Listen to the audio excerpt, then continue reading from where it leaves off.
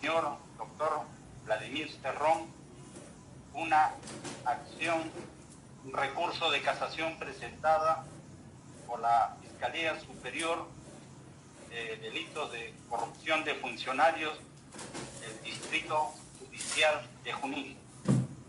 El doctor Vladimir Cerrón,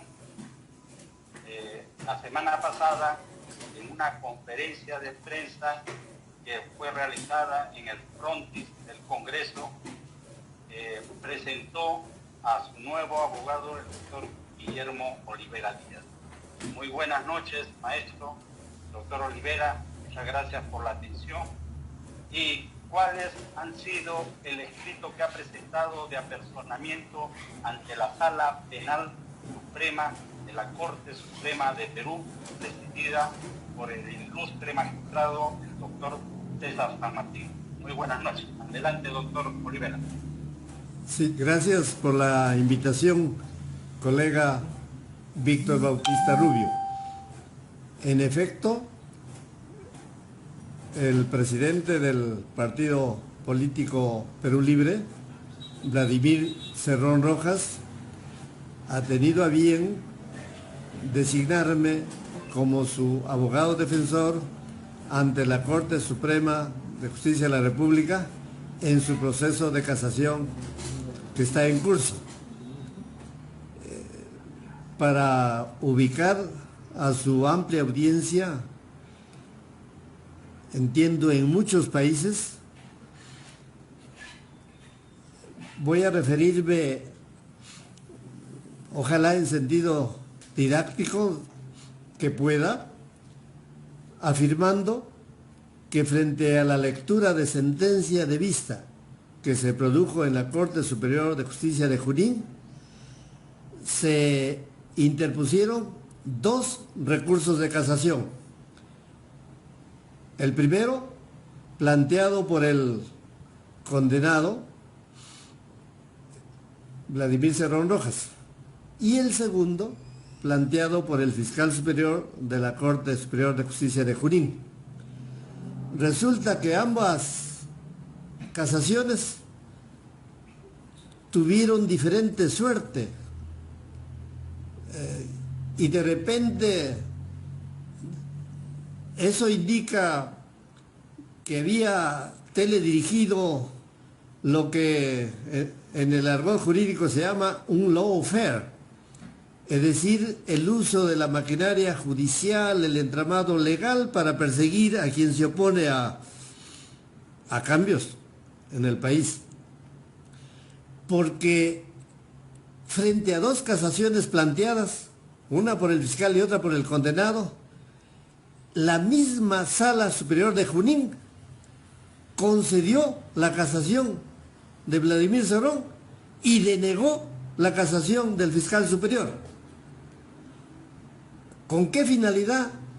Eso no lo podemos ver, porque quien les habla no es Saurí, no es prestidigitador, solo constata hechos, un sí y un no frente a dos casaciones. Si quiere que hipotetice la audiencia, tendré que decir pues que si se concedió la casación de Vladimir Cerrón es porque su abogado la planteó formalmente bien, la escribió como corresponde, por eso es que la sala concedió el recurso. Pero el fiscal superior planteó también su casación, por las razones se entiende contrapuestas a un condenado, pero esa casación la denegó la Sala Superior de Junín. Estuvo mal escrita, sus conceptos estaban equivocados, no sabe el fiscal superior cómo plantear una casación, no lo sé, pero lo cierto es que una se aceptó y otra se denegó. Pero una casación que se plantea en la Corte Superior de Justicia de Junín no es para que se resuelva ahí. Se entrega allí los planteamientos, se entrega allí los recursos. Pero se resuelven en la Corte Suprema de Justicia de la República. Es decir, las dos casaciones vienen de Justicia a Lima. En puridad, solo vino una, la de Vladimir Cerrón.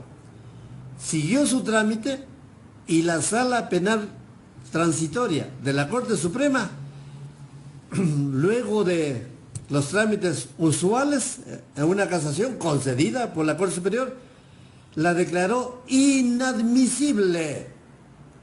En consecuencia, siendo inadmisible, Vladimir Cerrón Rojas no tendría ninguna oportunidad legal tramitar su caso en la Suprema, porque ya fue de entrada sacada al toque como inadmisible su casación. Así que lo que para 3 vocales superiores de Junín la casación estaba bien planteada, por eso la concedió, para la Suprema, que son 5 vocales supremos, fue inadmisible. Pero como quiera que el fiscal superior fue denegada su casación en Junín, los fiscales que tienen algún propósito, algo que no lo podemos ni leer en sus ojos, no se quedó cruzándose los brazos, no. Cuando se deniega una casación en la Sala Penal Superior, hay la oportunidad legal de ocurrir en queja de derecho por denegatoria del recurso de casación. Para quienes me escuchan, ocurrir en queja, porque por allí algunos comentaristas de mala entraña me corrigen y dicen que no es ocurrir sino recurrir. Que lean bien, por favor. Entonces el fiscal superior de Junín ocurrió en queja de derecho. Es escrito, tiene 16 páginas, las tengo acá, las he leído. Está bien redactado, claro que sí. No tiene problemas de ortografía ni de conceptos. Y esa es la que motiva, pues, la queja de derecho, porque fue denegada esa casación por la Sala Penal Superior de Junín. Esa queja de derecho, la misma Sala Penal Transitoria de la Suprema, que declaró inadmisible la casación de Vladimir Cerrón, oh curiosidad, declaró fundada la queja de derecho y en consecuencia ordenó que la Sala Superior de Justicia de Junín eleve los actuados a Lima. Así se ha hecho. Ya se elevó los 12 tomos de la casación ordenada por la Suprema, que la conceda a la Superior de Justicia de Junín. Y en esa lectura de 12 tomos es que me encuentro sufriendo un vía crucis.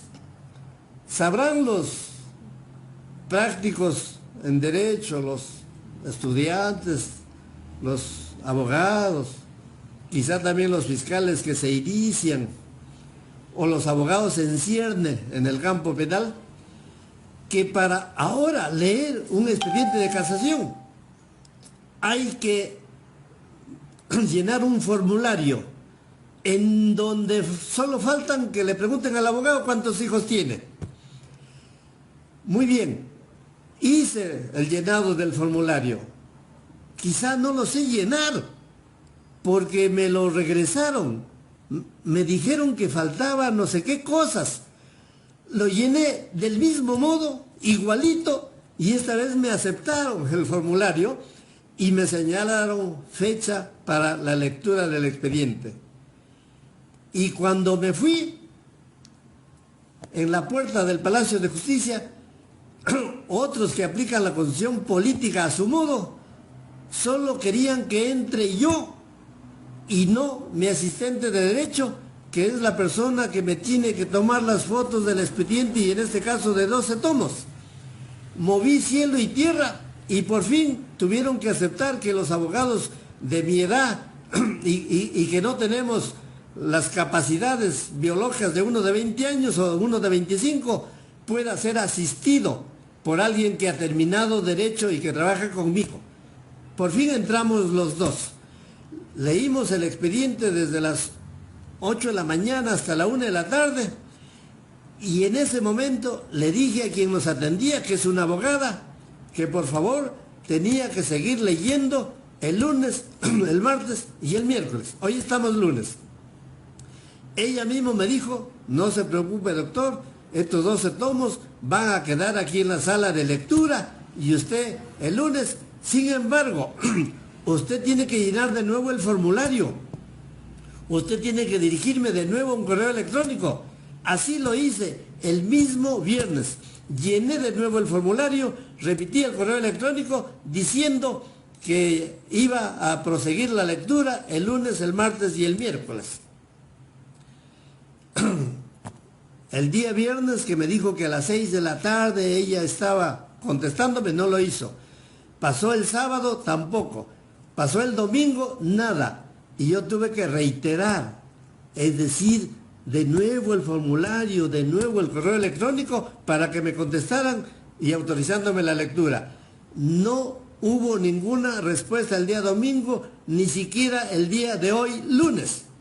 Por lo tanto, he tenido que llamar a la Suprema a un teléfono que tengo allí del relator, otro teléfono que tengo del secretario, otro teléfono que tengo del Mesepartes. Cada quien me dice, yo no me encargo de eso, se encarga la sala de lectura. Por fin, uno de ellos le dije, pero usted es el relator de la sala, usted es el jefe de Mesepartes, usted tiene que ser responsable de los que hagan bajo su mando, bajo su férula administrativa. Y me dijo, llámeme al mediodía para ver si le programo mañana.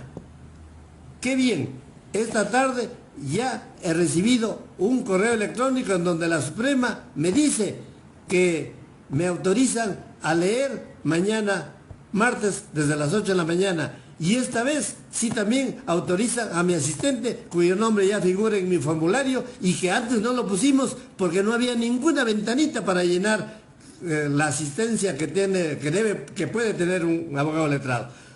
Pero lo importante es el fondo del problema. La casación del fiscal superior se encuentra para ser calificada. Esas son las jergas jurídicas, para ser calificada. Significa que la sala penal permanente que preside el doctor César San Martín Castro tiene que estudiar debidamente el escrito de casación del fiscal o el recurso de casación del fiscal para ver si la declara procedente y luego se asuman la competencia a los 5 vocales para resolver el fondo del asunto. Pero en este interregno ha tenido a bien don Vladimir Cerrón Rojas de venir a mi oficina el días atrás y designarme por escrito como corresponde para ser yo su abogado en este trámite de casación. Pero como este es un tema inédito, es que simultáneamente a esa designación he pedido que se señale vista de la causa, luego que sea calificada la casación del señor fiscal superior. He pedido que se conceda el uso de la palabra para que exponga sobre hechos el doctor Vladimir Cerrón Rojas. Y he pedido que me concedan también en calidad de defensa técnica el uso de la palabra por espacio de 30 minutos.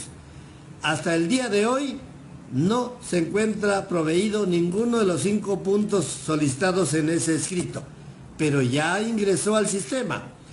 Y como estoy estudiando con pelos y señales este contenido de la casación, he descubierto muchas novedades que demuestran que aquel delito que le imputaron inicialmente a Vladimir Cerrón, por el cual ha sido condenado, no se encuentra probado in autos en ninguna forma.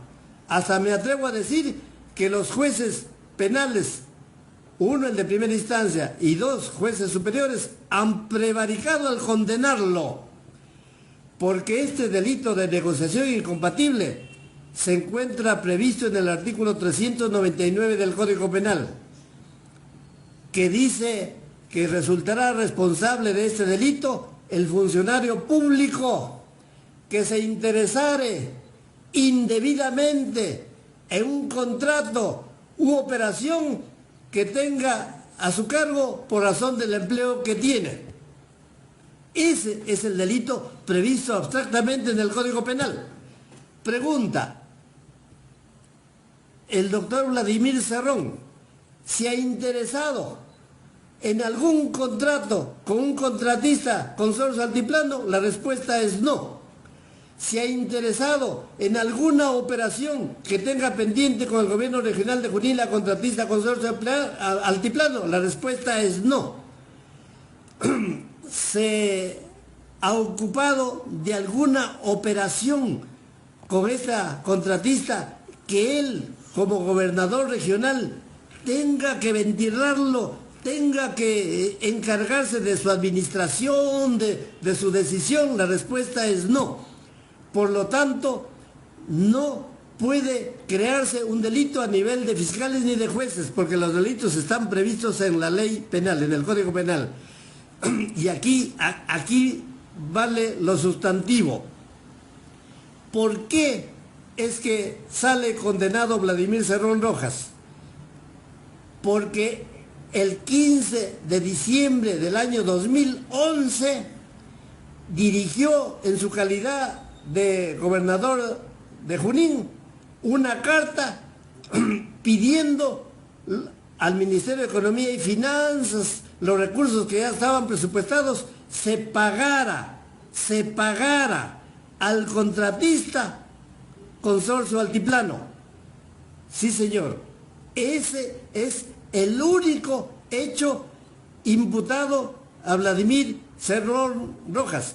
Un hecho de comisión instantánea que se realiza en un solo momento, porque nadie escribe y firma una carta en un día, en una semana, en varios meses o en años. No, se escribió en un solo momento, es de una media página y se dirigió. No hay ningún hecho que lo vincule a Vladimir Cerrón Rojas anterior a esa carta. No hay ningún hecho que lo vincule al condenado en forma posterior a dicha carta. Eso aparece de la misma casación del señor fiscal superior. Hoy he tenido a bien publicar en mi cuenta Facebook la parte correspondiente en donde dice que Vladimir Cerrón escribió la carta pidiendo el pago. ¿Por qué pedía el pago el condenado? ¿Por qué? Porque había todo un trámite anterior que nunca fue encarado por él, nunca fue solicitado él. Miren el trámite anterior. El contrato de concesión para realizar obras de mejoramiento en La Oroya no las firmó Vladimir Cerrón, las firmó otro Vladimiro en este caso, le faltaba una O, Huaroc, el 2010. Y ese mismo Vladimiro Huaroc, que después estuvo en la plancha presidencial de Keiko Sofía Fujimori, firmó un contrato de supervisión con una empresa Serconsul para que revise toda la ejecución de obra que significaba el contrato de obra. Así que el contratante Consorcio Altiplano fue escogido mediante la licitación pública correspondiente en el gobierno de Huaroc y no de Cerrón. El supervisor fue escogido en el gobierno de Huaroc y no en el gobierno de Cerrón. ¿Qué pasó con estos contratos? Estamos hablando del 2010. Vino el mes de diciembre y cayeron lluvias torrenciales en La Oroya. Siguió enero y siguieron las lluvias torrenciales. Y además había un problema de que hay restos arqueológicos por ahí y que hay que tener autorización correspondiente. Por lo tanto, huacos o huacas, más lluvias que originaron en forma inevitable la paralización de la obra. Así, paralización de la obra.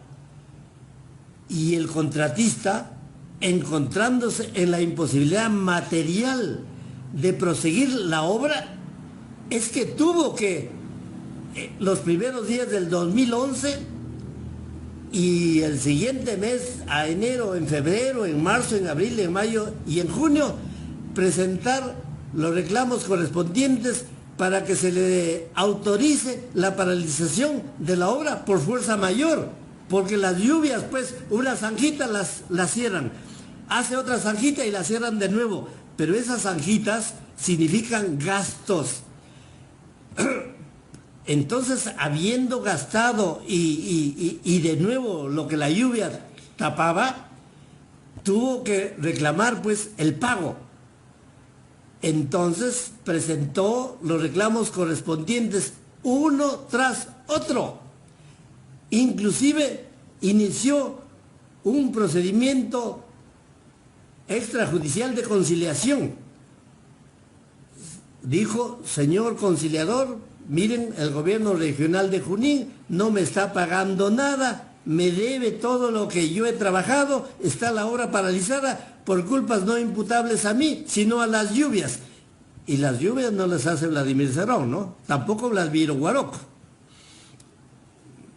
Quizá el Eterno, ¿no? Manda a la Oroya para que hayan lluvias torrenciales y nunca hagan pues el alcantarillado que deberían hacer. Y en este procedimiento de conciliación no asistió ningún funcionario del gobierno regional de Junín.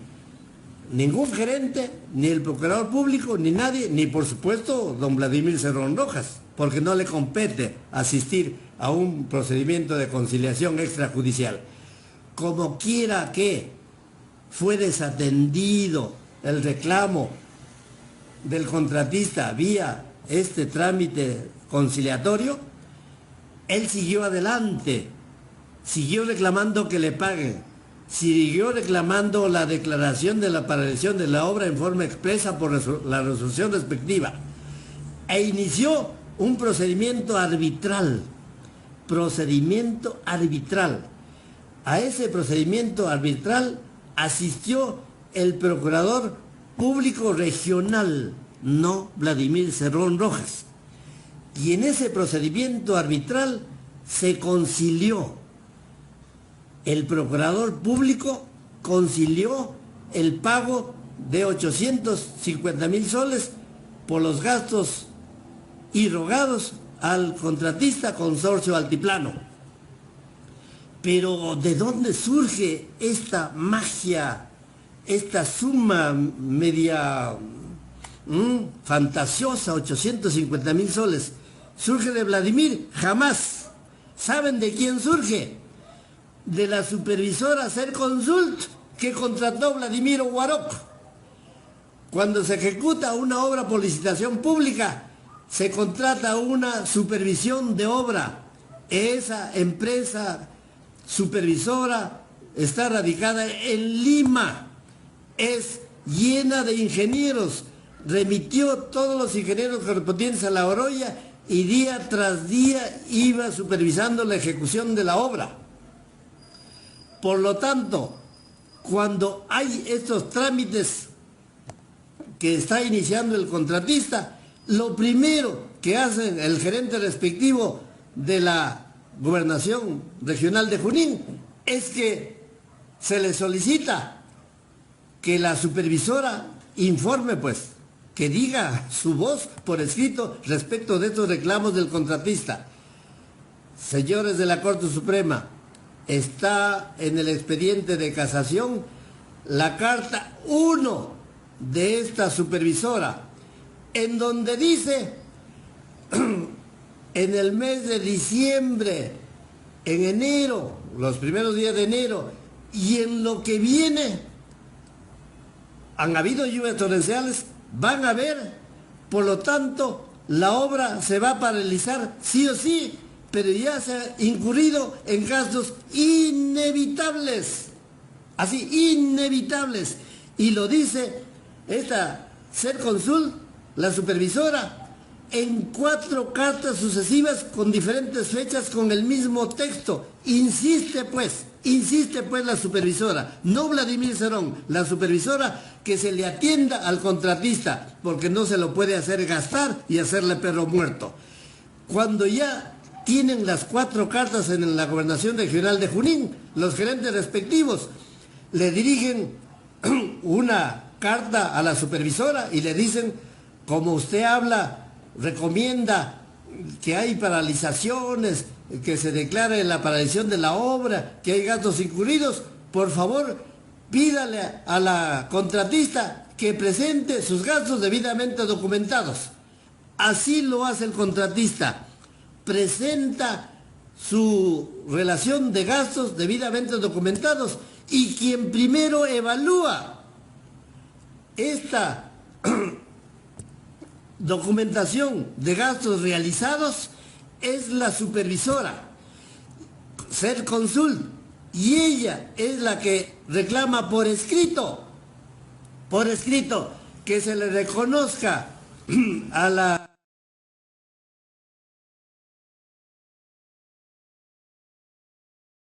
contratista la suma de 333.000 soles por gastos generales y otros gastos generales que no están previstos en el contrato, no se los reconozca, y por gastos adicionales, según los documentos que había sustentado la contratista, se le reconozca la suma de 579.000 soles. Si usted suma los dos guarismos, hace la suma de 912.000 soles que recomienda la contratista, se le reconozca, perdón, la supervisora, que se le reconozca al contratista Consorcio Altiplano. Cuando ya tenían estos informes, las diversas gerencias del gobierno regional de Junín, no don Vladimir Cerrón, la gerencia 1, la 2, la 3, la 4, la 5 y la 6, se reúnen los 6 gerentes, 6, firman, debaten y por fin terminan aceptando la recomendación que hacía la supervisora Serconsult, y tuviéramos que agradecerle. No aceptaron que le pagaran los 912.000 que recomendaba la supervisora. No aceptaron el 1.5 millones y algo más que reclamaba el contratista. Estas 6 gerencias, 150.000 soles.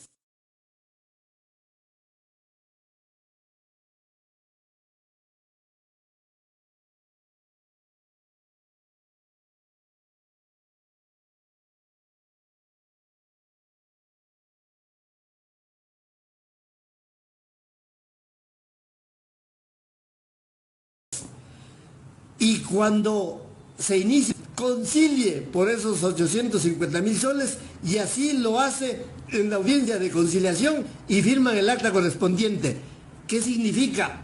Que haya habido un acuerdo conciliatorio entre el demandante y el demandado, entre el contratista y las 6 gerencias. Diga, señor, que el procedimiento arbitral ha terminado. Significa que se ha acordado en forma favorable el reclamo del contratista. Significa que no hay que hacerle perro muerto al contratista que gastó. Significa que hay que pagarle. Y por mandato de la ley, ese acuerdo conciliatorio tiene la categoría de cosa juzgada.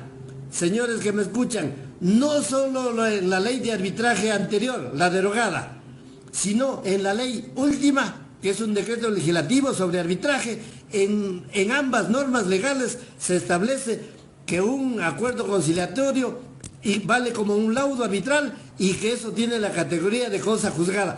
Y con ese procedimiento ya conciliado y que tiene autoridad de cosa juzgada, ojo, proceso terminado, ¿qué inició el contratista? Como no se le pagaba, a pesar de la cosa juzgada, inició un procedimiento cautelar, pidió una medida cautelar ante un juez de primera instancia de Lima, y ya no estaba pidiendo pues 850.000, sino que cuando uno recurre a juicio por incumplimiento de pago, tiene que pedir ya no 1 millón, ya no 1,5 millones, sino hasta 2 millones. En ese trance es que, para evitar ese embargo, esa medida cautelar de quizá 2 millones, es que se concilia por los 850.000. No hay ningún hecho que demuestre que de todo este trámite, que hay documentos, estaba en conocimiento don Vladimir Cerrón Rojas. Solo cuando ya hay la cosa juzgada, él es el único que como gobernador regional puede dirigir la carta para que se le pague lo que ya era cosa juzgada. Y por eso es que se dirige la carta al Ministerio de Economía y Finanzas para que utilice los fondos que ya estaban presupuestados vía la OEI, la Organización de Estados Iberoamericanos. Y eso se cumplió.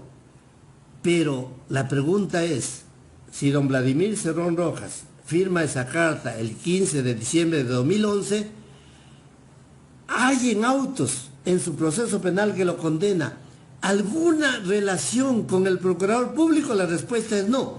¿Alguna llamada por teléfono? No. ¿Algún correo electrónico? No. ¿Alguna de WhatsApp? Tampoco. ¿Alguna de Signal? Tampoco. ¿Alguna carta por ahí manuscrita?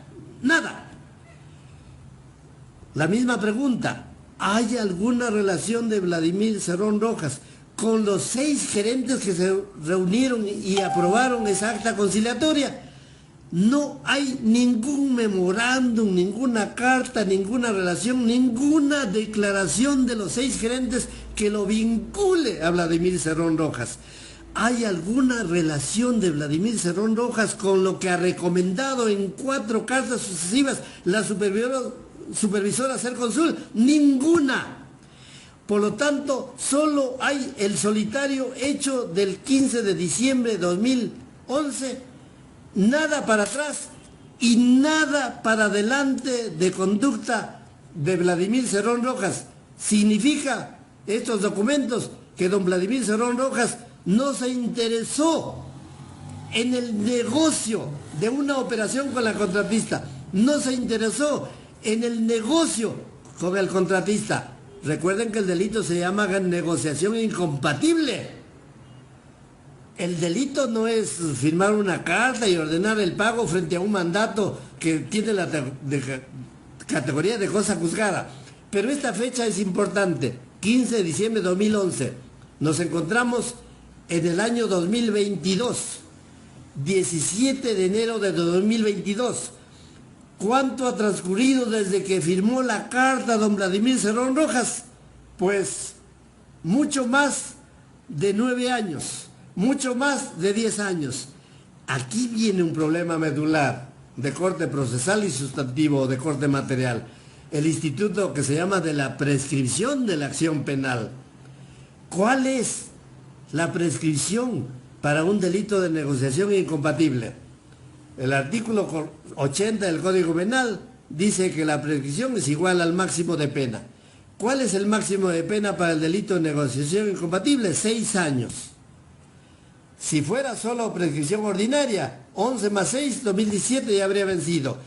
Pero la ley dice, pero si hay una prescripción extraordinaria, cuando se añade la mitad del plazo ordinario, 6 es 3, 6 y 3, 9, en todo caso, se declara prescrita la acción penal, en todo caso.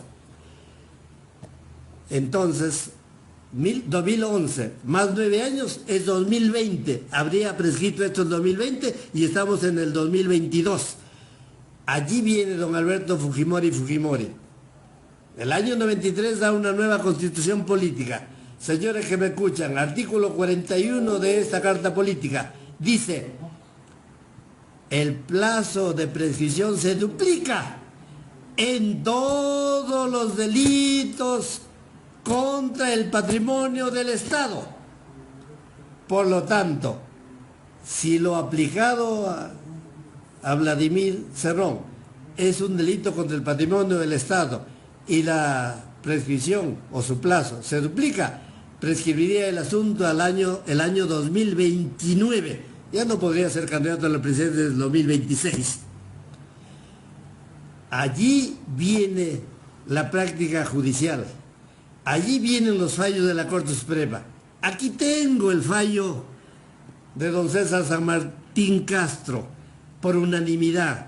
Aquí tengo otro fallo de 80 páginas de la Corte Suprema en favor de Alberto Quimper, no de Klimper, no del de Keiko, otro Quimper, ese de los faenones con los señores León. ¿Qué dicen estos fallos? Que en el caso del delito de negociación incompatible no es aplicable el artículo 41 de la Constitución Política. En consecuencia, no se duplica el plazo de prescripción, porque el delito de negociación incompatible no es un delito contra el patrimonio del Estado. Es un delito contra la correcta administración pública. Es un delito que correa la función pública. Y entonces está aceptado que en ningún caso el delito de negociación incompatible es delito contra el patrimonio del Estado, por lo tanto prescribe a los 9 años en prescripción ordinaria. Eso es lo que estamos sustentando ante la Corte Suprema. Eso es lo que ya lo hemos noticiado de diverso modo, hasta por escrito, porque nosotros no actuamos tras bambalinas, por escrito. Y por escrito, miren el problema sutil de orden procesal que se presenta. Como quiera que está en curso la casación del fiscal superior, y todavía esta casación no ha sido calificada por la sala de don César San Martín, es el momento para que recién calificara como procedente, imaginémoslo.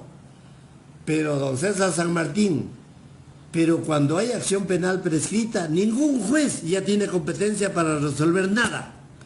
Solo tiene competencia para declarar prescrita la acción penal, porque eso es aceptar una excepción de prescripción y declararla fundada. Solo el magistrado puede declarar fundada en resolución y allí termina el caso.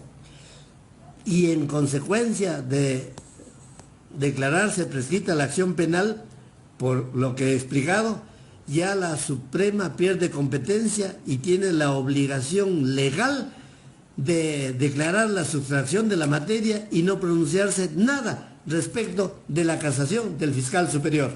Eso es lo que debe producirse en algún momento, quizá pronto, porque la Corte Suprema, no obstante, hay una casación del fiscal superior, tiene facultades para resolver cualquier cuestión de fondo de oficio, aunque no lo haya pedido Vladimir Cerrón, que sí ya lo hemos pedido, y lo vamos a seguir argumentando en forma adicional.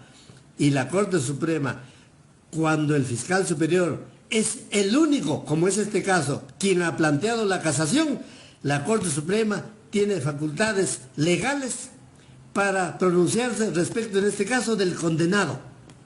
Precisamente resolver la prescripción o precisamente ver el fondo del asunto y declarar que aquí nunca hubo delito, en ambos casos tiene la Corte Suprema para dar por finiquitado el caso, sin reenvío, como está pidiendo el fiscal superior, que lo regrese de nuevo al viacrucis de otro juzgamiento para Vladimir Cerrón. Así que, en mi concepto, ya la Suprema ni siquiera me debe aceptar la designación de defensor, ni siquiera debe señalar la vista de la causa, ni siquiera debe señalar el uso de la palabra Vladimir Cerrón, ni siquiera concederme el informe oral como abogado o miembro de la defensa técnica. Simplemente declara prescrita la acción penal, lo rechaza del modo dicho al fiscal superior, sustracción de la materia y regresa el asunto para que se archive en los anaqueles de la Corte Superior de Justicia de Junín. Pero la Corte Suprema sí tiene facultades legales para pronunciarse respecto de la conducta procesal de los que han condenado a Vladimir Cerrón. Le digo, por esta plataforma brasileña y que tiene origen argentino, eso ya no me incumbe, que la Corte Suprema debe dar cuenta al Ministerio Público para que se inicie la acción penal correspondiente contra el juez de primera instancia que lo condenó a Vladimir Cerrón y contra los dos jueces superiores que confirmaron la condena de 4 años, aunque le pusieron el carácter de condena condicional o de ejecución suspendida, para que se le inicie la acción penal de prevaricato. Y si no lo hace la Corte Suprema, de oficio, conforme le corresponde, yo le diré a don Vladimir Cerrón que tenga la entereza, en defensa de su dignidad, de su honor marchito, plantear él mismo la denuncia penal por prevaricato, por toda la documentación, por todo el acervo probatorio al que me he referido y que hay mucho más en abundancia. Además, también se debe incluir en esta modalidad de formación de cuaderno de casación. Esa casación que ahora está en la Corte Suprema y que ya lo comencé a leer y que lo prosigo mañana también y quizá el miércoles, no es una casación sensu stricto, no es una casación propiamente dicha, público que me escucha, Si quieren saber cómo se le debe adjetivar a esa casación, es una casación engallifa, es una casación añagaza, y eso no debió motivar la intervención de la Corte Suprema. Sin embargo, la Sala Penal Transitoria declaró fundada la queja de derecho, que era la grita del fiscal superior de Junín, a quien se lo debe procesar penalmente. Y con suerte que la Sala Penal Transitoria declaró inadmisible la casación de Vladimir Cerrón, y la Sala Penal Transitoria fue la que ordenó que se conceda la casación del fiscal superior. Pero a esa Sala Penal Transitoria se le ha quitado el caso. ¿Por qué razones? A mí no me incumbe eso. Y gracias a la aventura que está teniendo Vladimir Cerrón, ha pasado a la Sala Penal Permanente, que la preside César San Martín Castro, a quien le rindo mi alabanza, mi aplauso, mi admiración. Fui colega de él. Él fue juez penal de primera instancia, claro que titular. Yo también he sido juez penal titular de Lima. Nos hemos visto N veces. Hasta alguna vez tuvo a bien de organizar un convite para un presidente de la Corte Superior de Justicia de alguna ciudad. Tuvo bien de llamarme y me dice: Guillermo, fíjate, hay una cena para el presidente tal, ¿puede venir? Claro que fui. Ahí estuve con César San Martín. Pero no me interesa eso. Me interesa porque es el procesalista el mejor que en mi concepto tiene el país. No solo por los libros que ha escrito, que son infinidad, sino por los fallos judiciales sesudos que tiene en N años que ejercita como juez supremo. Y además las ponencias que tiene para los acuerdos plenarios tienen la voz sonora, reflexiva, de Poder Suasorio de César San Martín Castro. Debemos agradecer que la Sala Penal Transitoria haya perdido la casación con engallifa y haya pasado a la Sala Penal Permanente. Así que esperamos, don César San Martín Castro, un fallo promisorio que viene en cualquier momento. En mi concepto, teóricamente se puede resolver hoy, se puede resolver mañana, se puede resolver pasado, porque simplemente es computar el plazo de prescripción, declarar sustraída la causa, porque ya no hay objeto para pronunciarse respecto del fiscal superior y su casación denegada por Junín y admitida por Lima, no aceptarnos nada de lo que hemos pedido, y mañana o pasado ya tendríamos a un Vladimir Cerrón Rojas redimido, si que quieren,